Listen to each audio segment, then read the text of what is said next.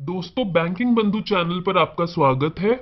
अगर आपने हमारे चैनल को अभी तक सब्सक्राइब नहीं किया है तो प्लीज इसको सब्सक्राइब कीजिए, क्योंकि हम हमारे चैनल पर ऐसी ही बैंकिंग से रिलेटेड और फाइनेंशियल वर्ल्ड से रिलेटेड वीडियोस डालते रहते हैं जो कि आपको आपका फाइनेंशियल डिसीजन लेने में हेल्प करती हैं।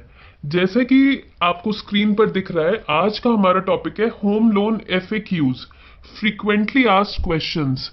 अगर आप बैंक ऑफ इंडिया से अपना होम लोन लेने की सोच रहे हैं तो जाहिर सी बात है आपके मन में बहुत तरह के सवाल आ रहे होंगे कि कैसे मिलेगा, कब मिलेगा, किसे मिलेगा। तो हमने कोशिश की है कि हम वो सारे सवाल इस वीडियो में कवर करें।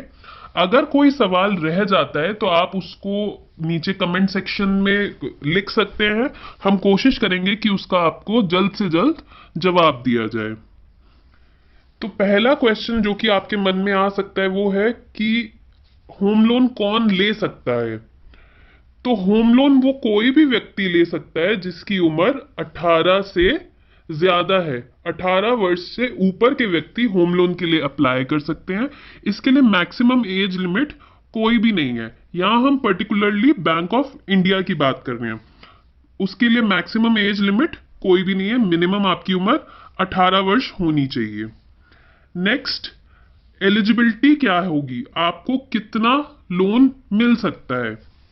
दोस्तों, जैसा कि आपको दिख रहा है, 5 times of your annual income.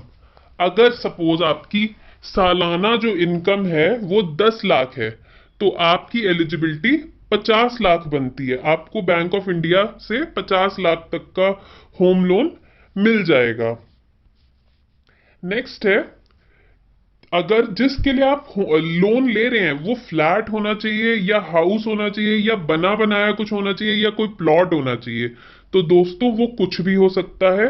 वो प्लॉट भी हो सकता है, वो कोई फ्लैट भी हो सकता है और वो बना बनाया कोई घर भी हो सकता है। लेकिन सिर्फ प्लॉट आप नहीं ले सकते होम लोन के केस में।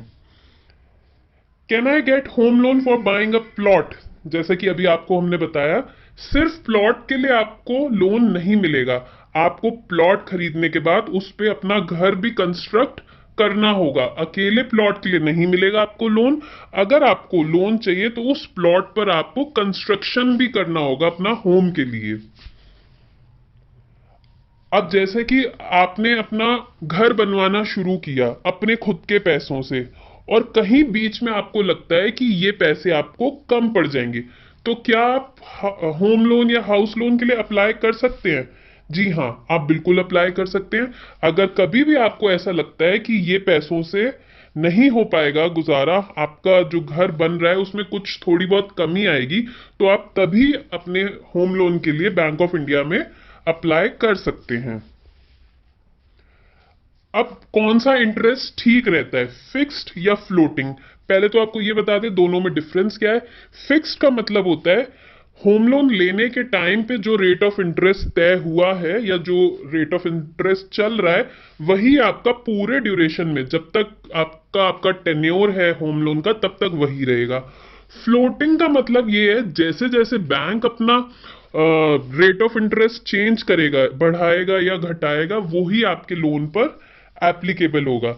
लेकिन फिलहाल अभी तो आपके पास कोई चॉइस नहीं है, क्योंकि RBI ने ये कहा है कि हाउस लोन पे हमेशा फ्लोटिंग चलेगा। आगे फ्यूचर का कुछ नहीं कह सकते, लेकिन फिलहाल तो ये रूल है कि फ्लोटिंग रेट ऑफ इंटरेस्ट, जिसका मतलब है बैंक का जो उस वक्त प्रेजेंट इंटरेस्ट होगा वही अप्लाई होगा आपके होम लोन के ऊपर।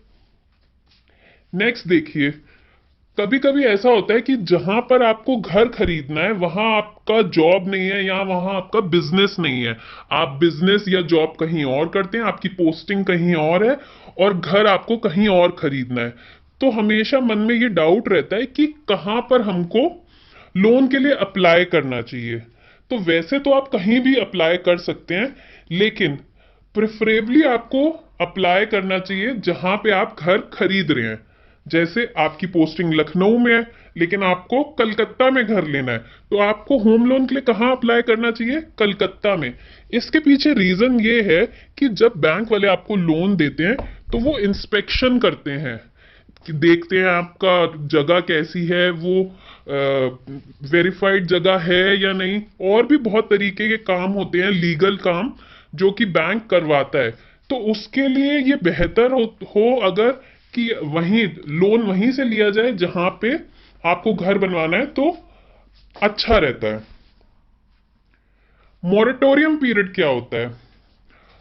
मॉरेटोरियम पीरियड, जैसे आप अपना घर बनवा रहे हैं तो ऐसा हो सकता है कि जब तक आपका घर बने आप किराए के घर में रह रहे हो, तो ये आपके लिए मुश्किल हो जाएगी कि एक तरफ आप अपनी होम लोन की ईएमआई भी चुकाएं और दूसरी तरफ अपने घर का किराया भी दें। तो बैंक आपको ये ऑप्शन देती है कि जब तक आपके घर का पोजेशन आपके पास नहीं आ जाता, फ्लैट आपको नहीं मिल जाता, या जब तक आपका होम का कंस्ट्रक्शन नहीं हो जाता, और जब तक आप किराए के घर में रह रहे हैं, तब तक उतने टाइम के लिए बैंक आपको मॉरेटोरियम पीरियड देता है। यानी उतने टाइम आपको किस्त नहीं देनी, उतने टाइम सिर्फ इंटरेस्ट आपको देना है, बाकी प्रिंसिपल अमाउंट नहीं देना होता है। तो इससे आपको मदद मिल जाती है, आपका जो बजट है घर का वो खराब नहीं होता।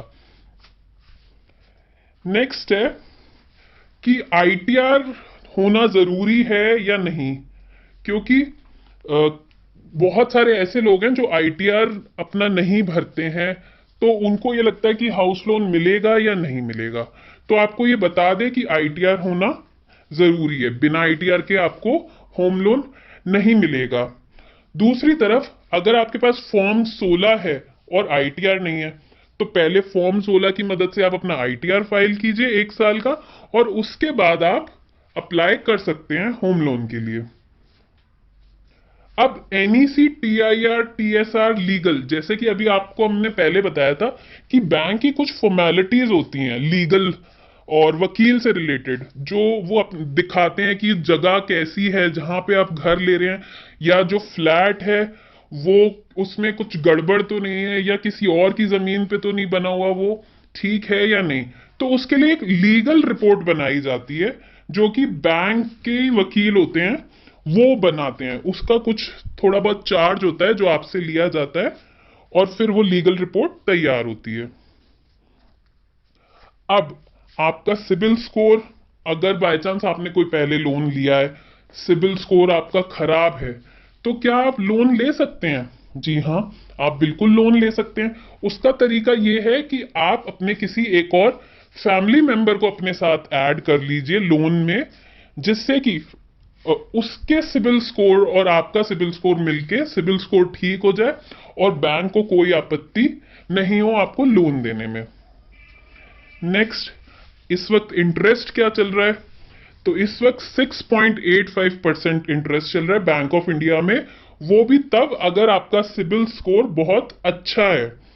जैसे जैसे आपका सिबिल स्कोर कम होता जाएगा, वैसे वैसे बैंक ऑफ इंडिया का जो होम लोन का रेट ऑफ इंटरेस्ट है वो ज्यादा होता जाएगा। तो आप कोशिश कीजिए कि आपका सिबिल स्कोर बहुत ही अच्छा हो अगर आपको 6.85% का रेट ऑफ इंटरेस्ट चाहिए। अब क्या प्री पेमेंट, पार्शियल पेमेंट, या अगर आप अपने टेन्योर से पहले अपना लोन चुकाते हैं तो वो अलाउड है या नहीं, उस पर कोई पेनल्टी तो नहीं है? आप बिल्कुल चुका सकते हैं अपना लोन। जब आपके पास पैसा आए आप तब अपना लोन अकाउंट बंद कर सकते हैं, उस पे बैंक ऑफ इंडिया कोई पेनल्टी नहीं लगाएगा। अब आपका अगर एक होम लोन चल रहा है, तो क्या आप दूसरे होम लोन के लिए अप्लाई कर सकते हैं? जी हाँ, आप बिल्कुल अप्लाई कर सकते हैं। बैंक ऑफ इंडिया से अगर आपका एक लोन चल रहा है तो आप दूसरे लोन के लिए बिल्कुल अप्लाई कर सकते हैं। अब जैसे कि इसमें लिखा है कि मैंने 7 साल पहले होम लोन लिया था, उसका रेट ऑफ इंटरेस्ट ज्यादा था उस टाइम पे, और इस वक्त कम चल रहा है, तो आपको क्या करना चाहिए? आपको अपनी नियरेस्ट बैंक ऑफ इंडिया की शाखा में जाना चाहिए और उनसे ये बात, उनको ये रिक्वेस्ट करना चाहिए कि अब रेट ऑफ इंटरेस्ट कम हो गया है, तो काइंडली मेरा ये वाला रेट ऑफ इंटरेस्ट आप अप्लाई कर दीजिए मेरे होम लोन के अकाउंट में। अगर आपकी रिक्वायरमेंट ज्यादा है होम लोन की, जैसे कि आपको एलिजिबिलिटी हमने बताया कि आपको एनुअल इनकम का सिर्फ 5 टाइम्स मिल पाएगा, लेकिन अब आपको ज्यादा है जरूरत होम लोन की, तो उस केस में आप क्या कर सकते हैं?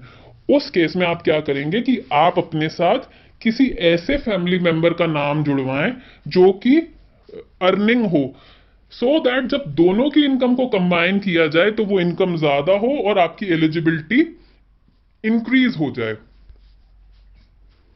ओवरड्राफ्ट फैसिलिटी होम लोन में क्या होती है और क्या आपको मिलती है या नहीं?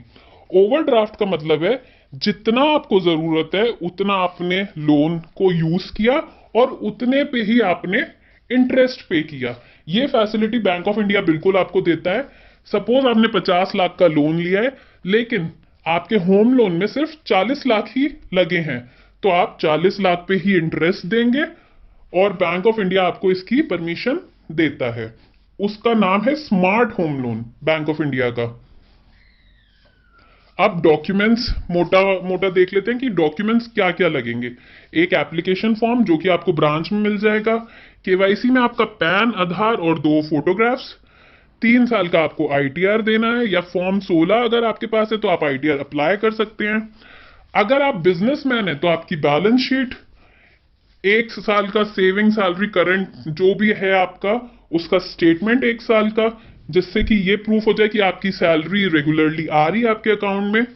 और छोटे मोटे कुछ डॉक्यूमेंट्स हो सकते हैं जो कि आपको ब्रांच जाने पर जो भी आपका लोन प्रोसेस करेगा वो ऑफिसर आपको बता देगा।